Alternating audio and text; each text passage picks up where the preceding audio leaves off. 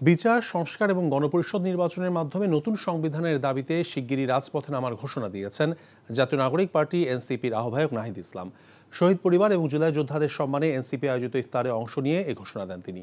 নির্বাচনের নাম দিয়ে সংস্কার এবং বিচার পেছানোর অপচেষ্টা না করার আহ্বান জানান তিনি। নূর হোসেনের রিপোর্ট।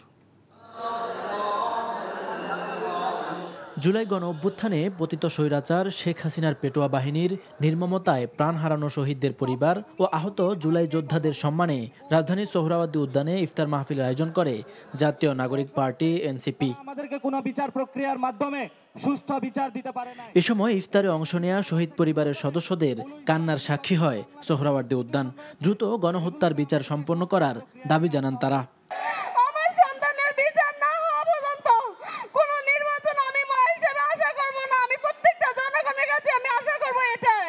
যারা শহীদ হয়েছে এবং আহত হয়েছে তাদের বিচার অবশ্যই সবার আগে চাই। গণ অভ্যুত্থানের মধ্য দিয়ে আওয়ামী ফ্যাসিবাদী রাজনীতির সমাপ্তি ঘটেছে উল্লেখ করে দ্রুত বিচার ও সংস্কারের রোডম্যাপ দেওয়ার দাবি জানান জাতীয় নাগরিক পার্টির আহ্বায়ক।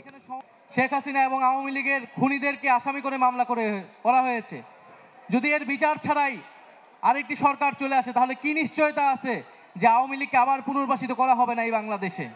দ্রুত বিচার ও সংস্কারের রোডম্যাপ ঘোষণা করতে হবে।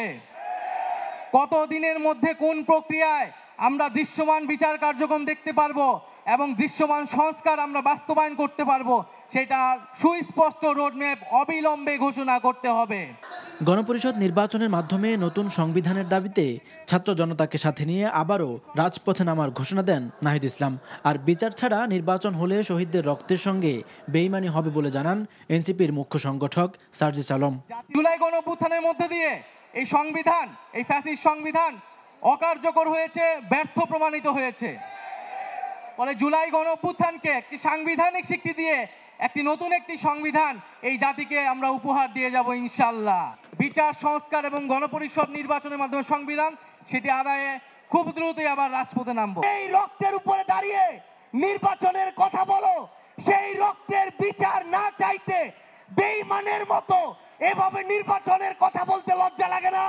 বিচার ও সংস্কার পেছানোর অপচেষ্টা না করতে রাজনৈতিক দলগুলোর প্রতি আহ্বানও জানান জাতীয় নাগরিক পার্টির প্রধান নাহিদ ইসলাম। নূর হোসেন, এনটিভি নিউজ, ঢাকা। এই ঈদে জামা জুতো অ্যাক্সেসরিজের ডিসকাউন্ট।